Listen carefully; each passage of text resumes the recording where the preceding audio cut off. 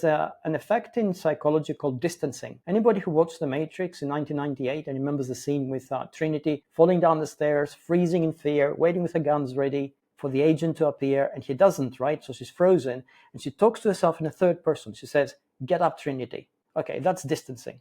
It's like having a mental coach in your head who actually tells you what to do. And when we do that, this is what happens internally. This is why this thing works. Our brain essentially is forced to almost split in two.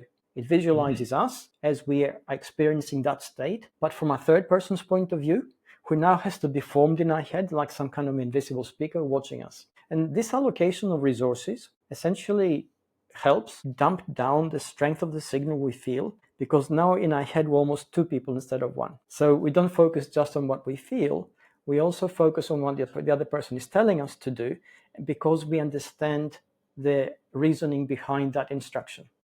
So he'll say, "You're better than this. You are capable of this. You've done this 1,000 times before. These are all truths."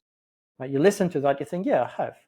Now, as you're having this mental conversation, your attention, which was internal, feeling your heartbeat, your temperature, your fear, your butterflies in your stomach, the tightness in your chest, now is reduced. That signal drops because our attention is in a dialogue. And that immediately helps to elevate us.